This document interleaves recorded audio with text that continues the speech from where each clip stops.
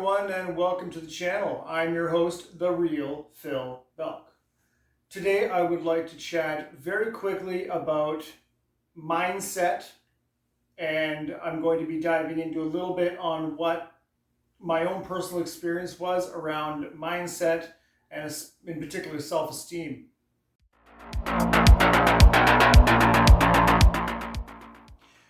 There's been a number of people, especially of late with the internet and then the way the last 3 years have gone, there's a lot of people that talk about changing their mindsets. And they listen to the podcast, they watch the videos, they read the books. They are more than willing to tell anyone who's willing to listen about what to do to change. The knowledge is all there. But there's those people that tend to fall in general into two camps. One of them is they just can't quite get their wheels spinning enough to get some traction to actually change. Perhaps the motivation isn't there. Perhaps they just haven't hit rock bottom enough to be able to go, I am sick of me. I gotta change, I gotta get out of this dirty, miry hole, and I gotta get back up, moving again and moving forward. For you people that are in that camp, for people like that are in that camp, I don't have time for you, really. If you don't have time for yourself, skip. Because nobody else is going to give you the time either. It's all about you and the time you make for yourself. I'm going to speak to the people in the second camp. The people in the second camp,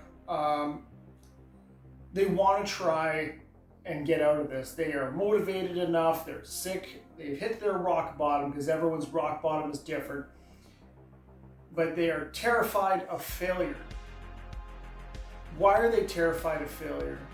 Well, nobody likes failing. But I think in many cases, people are afraid of failing and looking bad. Because people are so afraid of looking bad to other people, it ends up being that they won't even try at all. It's incredibly difficult for someone who is so terrified of failing because of what other people may perceive them as, that they cannot adapt and move forward. Why is that? Why are they afraid? Well, I think personally it's probably a self-confidence issue and a self-esteem issue. A number of years ago, came out of, I had to do a lifestyle change. I was addicted. I had addiction issues, a couple of different things. Someday I'll talk about that. But there was an identity that I had, and my identity centered around my addictions. And there was ostensibly a very deep rut that I was in, where I created that identity around myself with those substances. And when I eventually decided I hit my rock bottom, I started crawling out of it. I needed to do some thought process and realize I was worth it. I was worth making the change.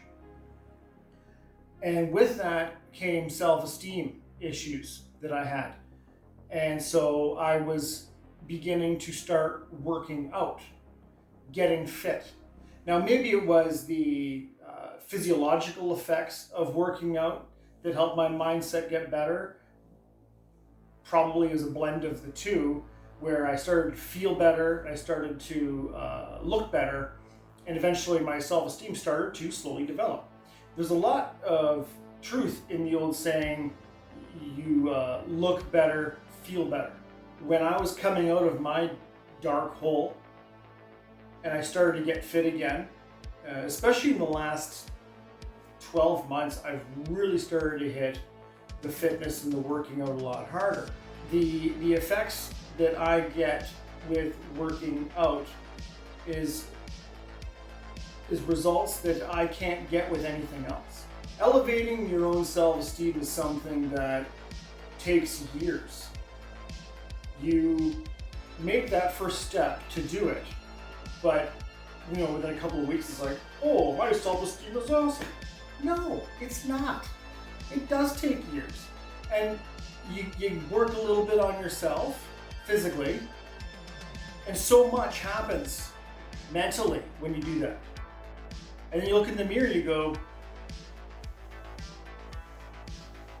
flexing in the mirror. You look better, you start to feel better. And with the physiological effects comes a better ego, a healthy ego.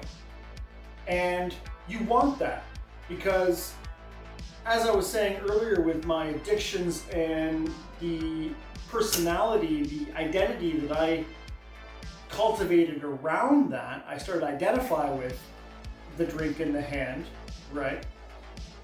I had to break that identity down. I had to crush it because I didn't like it anymore.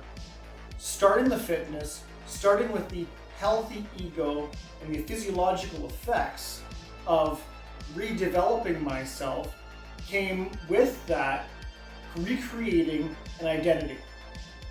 And my identity around that was then that I was starting to develop my self-confidence, starting to redevelop muscle that I had lost, health, eating properly, and with that, your old personality, the good old personality, starts to come through again. And the old identity that maybe you were when you were growing up, that some of that starts to come back through again, and it's not drowned out by some sort of an addictive substance or addictive behavior. That fitness, to me, not speaking for everybody, but that fitness and staying fit in that routine is like the engine pulling the train. And that's what keeps my self-esteem going. I have to keep looking good for me. Same with the addictions. You don't stop for someone else. You don't stop for your wife, for your kids, for your parents. You stop for you. And then you have to keep working on yourself for you, for no one else. Be selfish. That's what I have found has been really helping me over the last 5 years. The last year, for sure. When I have a healthy level of self-esteem, I don't care what other people think. And the more I have that self-esteem, the more confidence I have, it's like this snowball effect of not caring what anybody thinks. I will try new things. I will fail. On here, I talk about my failures. I can talk about my failures. I'm not ashamed of them. They are stepping stones and building blocks in my own personal development. And that's where I want to come back to the beginning of the video, where you get out of your rut. You don't be afraid of failure, because you will fail. You will find out what works and what doesn't work, and that's really all failure is. Failure is giving up in my mind, and I think in a lot of other people's minds too. But finding what works and what doesn't work is not failure. Giving up is failure. So when you want to change, and when you get to that level of, I've read all the books, I've listened to the podcasts, I've watched the videos, you've obviously, if you have a creator or some sort of spiritual guide, spiritual mentor, you work with them as well. You're ready to go. Now it's on you. And that is when you begin to develop enough confidence to overcome what people think. Anyways, thanks for listening.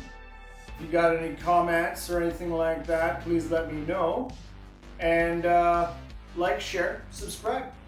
Thanks a lot, everyone.